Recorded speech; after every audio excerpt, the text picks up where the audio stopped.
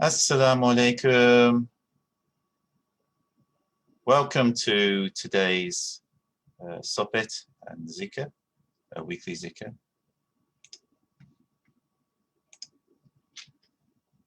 I hope everybody is well, wherever you're tuning into this from. And I wish you and your families all the very best. These are still testing times we're going through at the moment. But there are also some good things to celebrate at this time. One of them that a couple of things actually that I've noticed in the past couple of days. It's Mawlana Shaykh Hisham Kabbani's birthday. So before I start anything else, I have to wish Mawlana Shaykh Hisham Kabbani a very happy birthday. And I wish him all the very best. I hope he's being treated and looked after very well and enjoying his day. Mawlana Shaykh Hisham has contributed a lot to Islam over the years. It's been many decades that he has been working in the community, teaching Islam, teaching people many different things from fiqh to Sufism, and he's sacrificed and given an awful lot of his time in these efforts. So, it's the least we can do is wish him a happy birthday and always keep him in our du'as. That's the very least we can do. And another birthday, which is in the next few days, probably over the weekend and on Monday, the organization called Nahdlatul Ulama in Indonesia is celebrating its 95th birthday. They were founded in 1926 and are one of the largest Muslim organizations in the world, quite possibly the largest, and they are certainly the largest within Indonesia. Nahdlatul Ulama does a tremendous amount of work in the community. They run, it's something like 1.6 million mosques, something like this in Indonesia. Tens of thousands of schools, and all sorts of other facilities, projects, organizations which come under the umbrella of Nahdlatul Ulama. So for over 9 decades, nearly a century, they have been serving their country, and in more recent decades, they have been serving Muslims internationally. So I think it's only fitting that we wish them a very happy 95th anniversary or birthday of their founding. So this week, I think, before I start anything, I would like to dedicate Dhikr and our prayers today to both Mawlana Shaykh Hisham Kabbani and his family and Nahdlatul Ulama. Between them, they have contributed so much to Islam. And we would be missing a great deal if they hadn't contributed everything that they have over the decades and a century in the case of Nahdlatul Ulama. Nahdlatul Ulama is even older than that, actually, in some ways. They were officially founded in 1926, but the people who founded the organization were already doing work within Indonesia. It was more a formalization of a community that had been serving Indonesia for quite possibly centuries. And I've been to Indonesia, and I really respect the tremendous work which they do. Organizations like this that are steeped within the history of Islam and understand Islam in a very deep way, and how Islam fits with local cultures, provide a very important role. If someone just comes into a country from another country and brings a religion, they will undoubtedly bring their own culture with them, their own approaches, the way they do things. And I'm not saying that's necessarily a bad thing. We're all like that. We all have our own culture and our ways. But how much such a person can advise the local people, and especially if they don't get to know and appreciate the local cultures. And of course, this may be difficult if the people of the local culture are of different religions, which was, of course, the case in Indonesia when the 9 founding scholar saints, the Wali Songo, established Islam within the country. Very few people within Indonesia at that time would have been Muslims. So the people that they would have been interacting with would have been, in many cases, people who were various of the religious beliefs, Buddhists, Hindus, what they call animists, people who follow either unknown religions to the rest of the world because they're very local and tribal, or like they're worshipping nature and things like this, the people who live in the forests. A lot of the people would have been like that in Indonesia when the first Islamic scholars settled within the country. So of course, I mean, culturally, they would have been quite different, both from a cultural perspective and also because culture and religion influence each other, and from a religious perspective as well. So it's incredible what they achieved, to be honest, because they founded Islam in Indonesia. And Indonesia now is the population-wise, it's the largest Muslim country in the world. But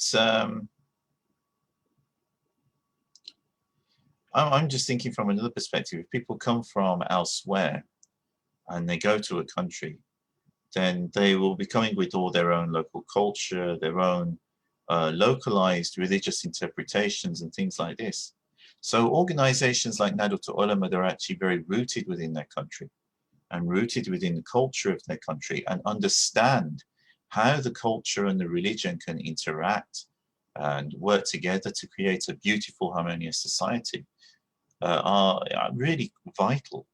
And I'm not limiting that to Nahdlatul Ulama. They are one of a number of organizations around the world who are like this. But they are a very interesting one too. Indonesia doesn't just have one culture either. Indonesia is it's a very large country made up of something like 1,000 islands.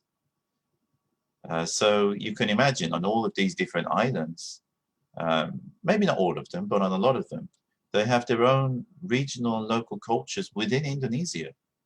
And some of the islands are Islam isn't the majority religion either. In some it's Hinduism. Maybe in others it's Christianity.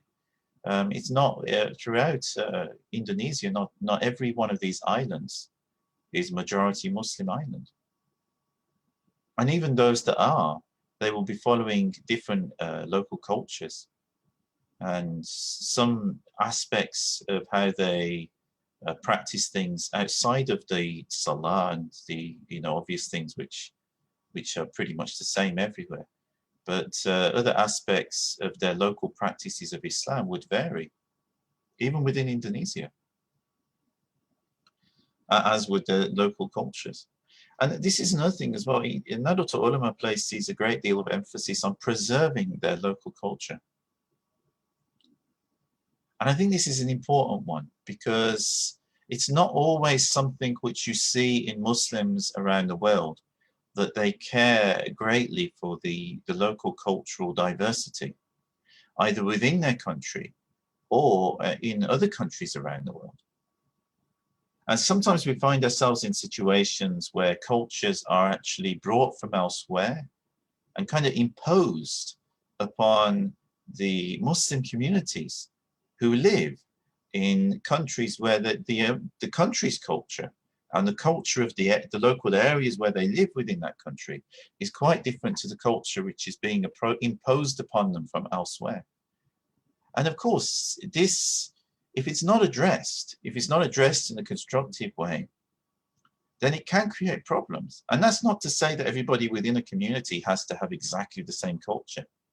As I mentioned with Indonesia, it's a country made up of many different islands, but even on each of these islands, you have different groups of people. Within the island of Java, for instance, you have Sundanese people and Javanese people. Even the Javanese people will vary from one place to another place. Their dialect will vary. The local practices and music and all sorts of things will vary. Dances, all sorts of different cultural elements, even clothing. And local crafts that they still produce to this day. All of this will vary just through the island of Java. Yet, predominantly, most of the time, they've managed to live harmoniously and peacefully as neighbors with each other. Now, this proves that not everybody within a society needs to have exactly the same culture. But at the same time, if tensions are created and misunderstandings are created, then this can cause tensions. Especially when people go to the extent that they are saying, oh, those people, they are kuffar.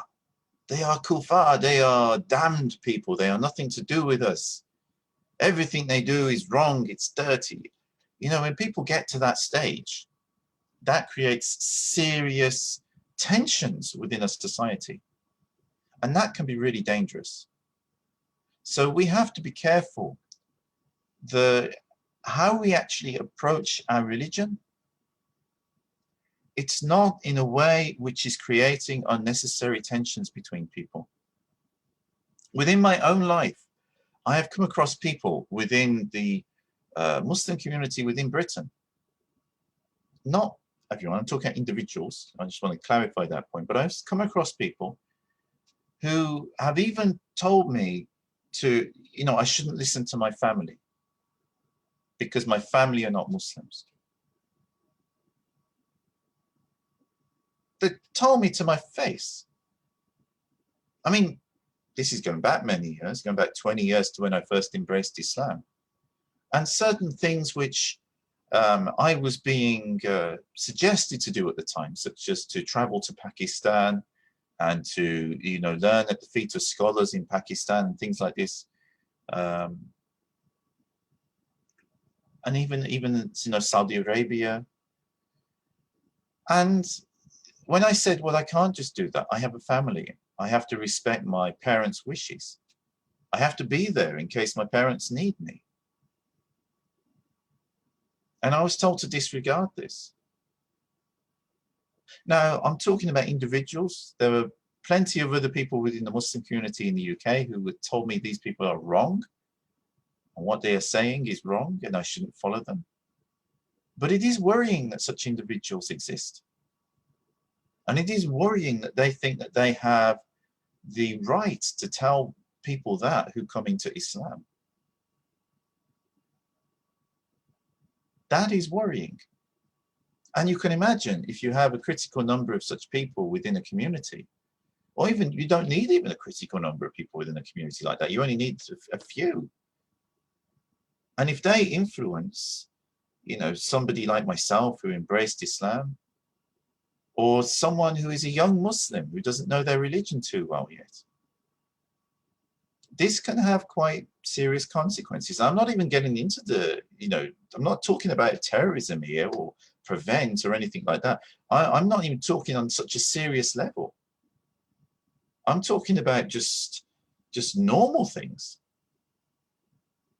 normal relationships between people.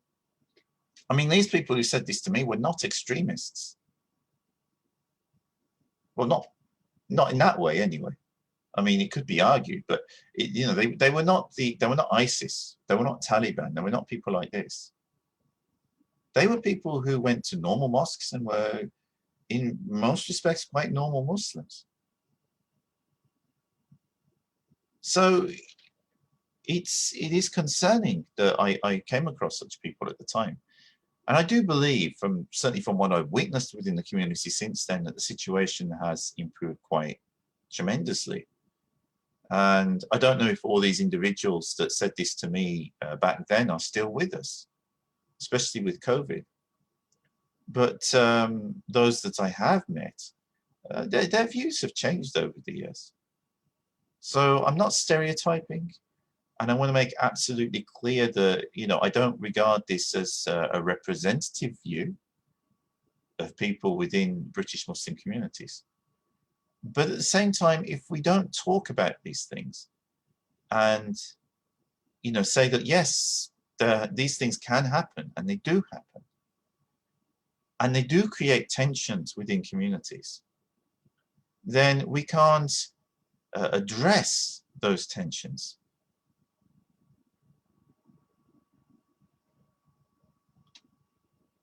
Another thing which can be cause for tensions around this time of the year, for years, although this year it's been not possible because of COVID. There have been some online things, but normally, roughly around this time of the year, I would attend something called Holocaust Memorial Day.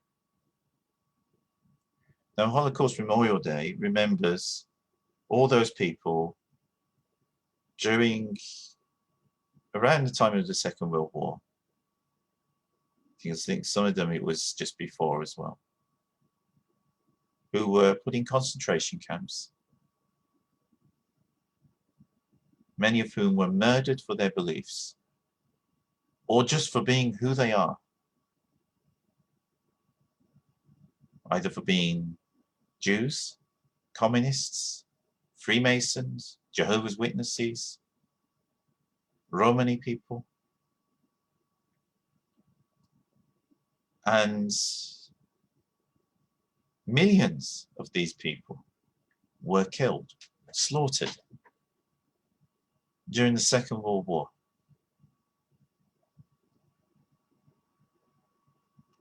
And I've always done my level best to attend Holocaust Memorial Day, because I do believe that we must show solidarity on this.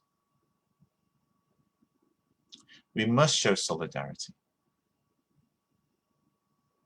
Reality is, such a thing happened again, God forbid. It could be us. It could be anyone.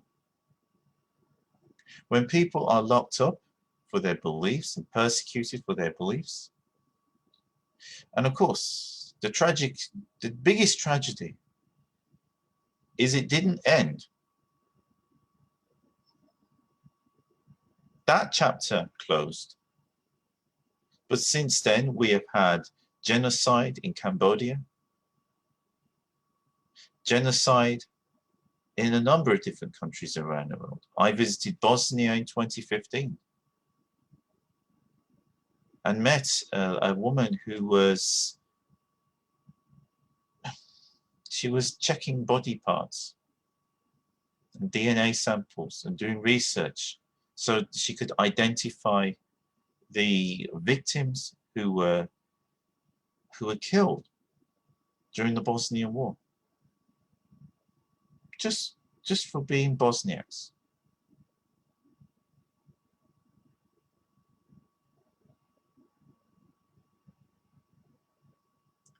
Predominantly Muslims. And I mean, this woman actually was a Serb. She was a Bosnian Serb who was doing this work. A lovely lady, which again shows we shouldn't stereotype people, because a lot of people might presume that a Bosnian Serb would be, not doing that and doing something very different. Just because during World War II,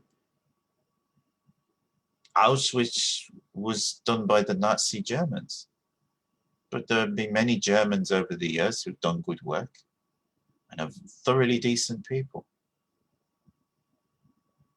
So it shouldn't stereotype anyone, but it is a tragedy. And it always troubles me when I realize that this keeps repeating. And now we're in a situation where it would appear the same thing is happening in China with the Uyghurs.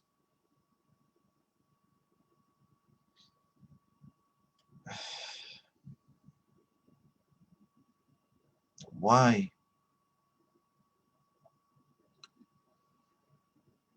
people have to behave that way to each other?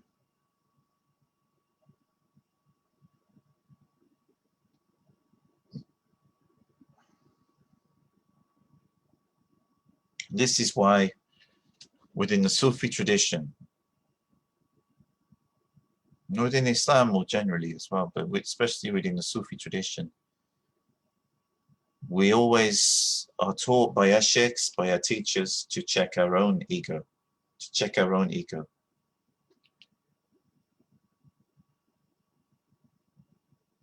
to watch our own intentions, to watch our desires, and keep that in check. The zikr that we do, just reading salawat, are tools which help us to connect with Allah, to connect with the Prophet Muhammad, peace be upon him, soul, and the souls of our sheikhs, to feel connected with them and to feel in a way that helps us facilitate our spiritual growth. But it starts with that watching ourselves, watching our ego, checking our ego, understanding what our ego is. And the danger that our ego can pose both to ourselves, even it's our own enemy. It damages our, if we lust after something, whatever that thing is, and we don't keep that in control, that can destroy us just as an individual. It could be food. We could be overeating or eating the wrong foods and over consuming them. Well, that will destroy us. It will destroy our health very quickly. It could be a lust for other things like alcohol or the forbidden things, which will destroy us even quicker. It could be a lust for power, which may give us success in the short term, but will then destroy us, and often in a more shameful way.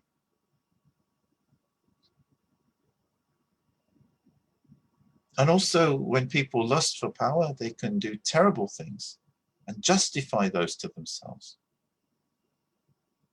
And the lust for wealth is similar. And it's important that we understand beyond anything else. I mean, I know people, they will say, I've read that, this many spara of the Holy Quran.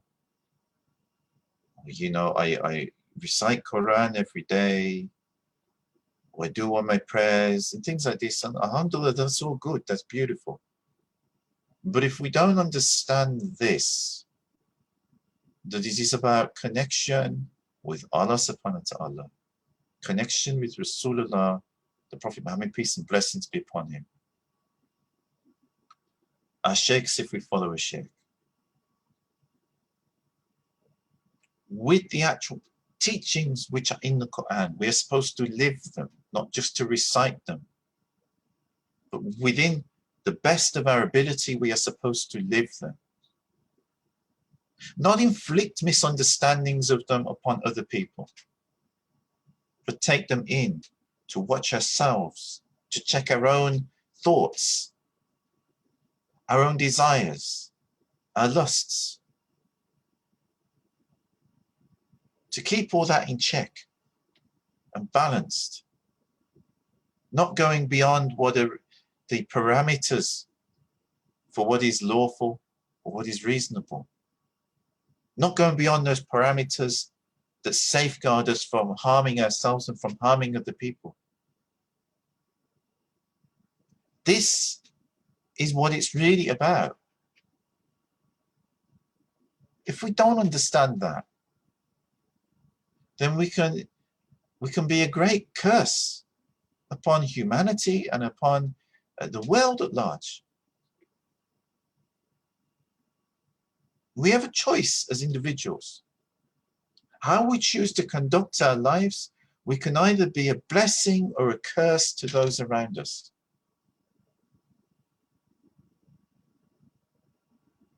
And you don't need to be a great scholar or even a really pious person to understand that and to live that. You only need to understand the basics and you can follow through and practice this.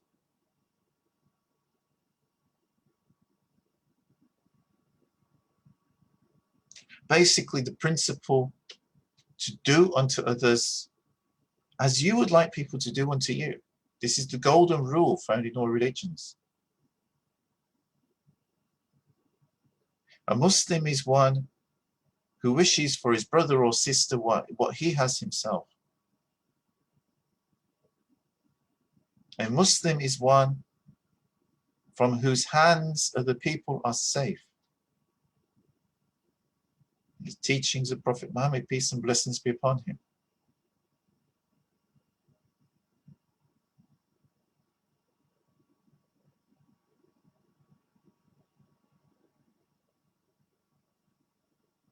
The same man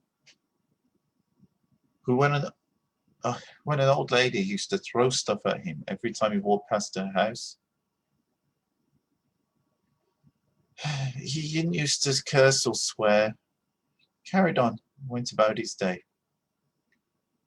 This went on for, we don't know exactly how long, but it went on for some time. And the day she didn't do it,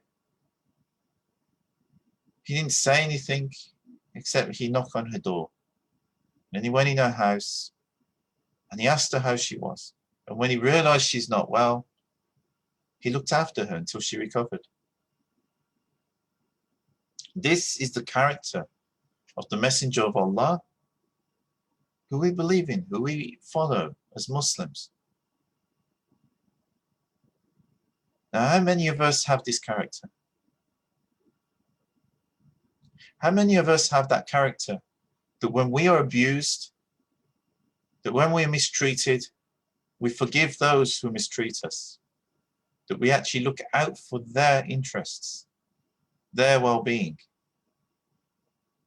How many of us do that?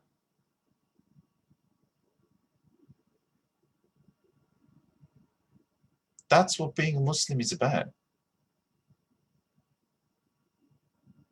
Having love and compassion in our hearts for everyone in our human family and within society at large, and also not just humans, but the other creatures that we share the earth with. And not just creatures, even the trees and the plants. Prophet Muhammad, peace and blessings be upon him, used to lean on a palm tree stump. And when he used to give his sermons, and then they built him a pulpit, proper stand that he could stand behind. And when he started using this, the palm tree started moaning. They heard a sound. We don't know exactly, but it's recorded as like a moaning. But this palm tree stump started making a sound. Because of this, the Prophet Muhammad, peace and blessings be upon him, went back to the palm tree stump and he hugged it.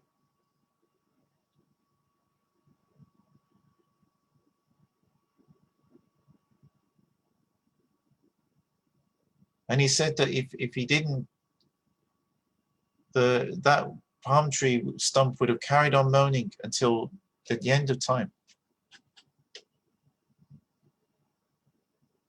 But he consoled it. It's not a human, not even an animal. This is the character that we're supposed to be inculcating in our heart if we call ourselves Muslims. To have love and compassion for all human beings and all the different creatures and life that we share this earth with.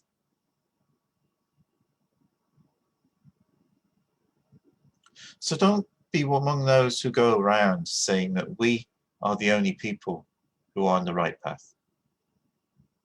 Or we are the only people who are going to be saved. Or anything like this.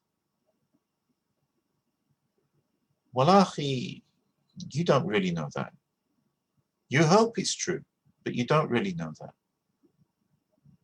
We put our trust in Allah, and inshallah we will be among those who are saved. But we're in no position to go around saying anything about anybody else. The matter remains with Allah. The matter has always remained with Allah. And if you read and understand Quran, you know in the Quran, Allah says that there are people among the Jews and the Christians who they pray. They stay up late at night in prayers. They give charity. They are kind. That among these people will be no fear and neither shall they grieve. You can find it in Surah Al-Baqarah, I think. I forget the exact ayah, but it's in Surah Al-Baqarah. You can find it there.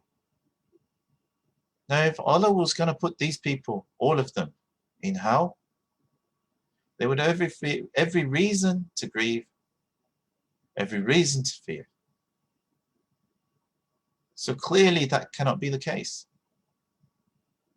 The matter remains with Allah. Who is going to go to heaven? Who is not going to go to heaven? Leave the matter with Allah. Don't talk about things which you do not know. If this goes for Jews and Christians, how much more true is it for fellow Muslims who follow a different madhab, or follow a different tariqah, or likewise? How much more true is it for them?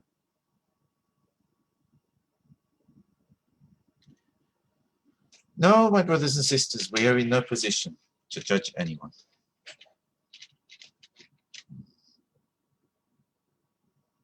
But what we can be is we can watch ourselves and try to get that darker side in check within ourselves. We all have it. We all have a lower nature.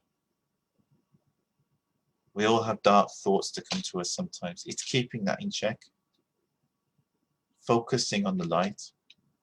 And when we do that, we increase the light within our hearts, within our thoughts, and we become better human beings, more compassionate, more loving, closer to Allah. And then inshallah, we will be among those who will meet each other again in Jannatul Firdus when all of this is over. I think I have said enough. If I say anything which is right, may Allah bless and reward my sheikhs, and the Prophet Muhammad, peace and blessings be upon him, who gave me this knowledge and understanding. If I've made any mistake, then may Allah forgive me. The mistakes are all mine.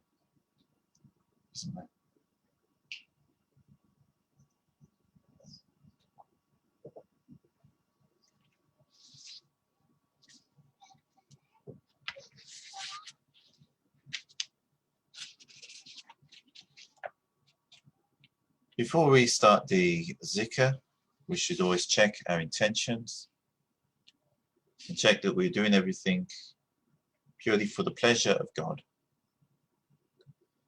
Nawaitu al-abin, nawaitu al-usla, nawaitu al-kawa, nawaitu al-itikaf, nawaitu al-suluk, nawaitu al-riyata, lillahi ta'ala fi hada jami. I intend to perform the 40 days of retreat. I intend to retreat in isolation. I intend to retreat in solitude. I intend to perform the retreat. I intend to follow the path. I intend to perform the spiritual practices for Allah the Highest in this place of worship.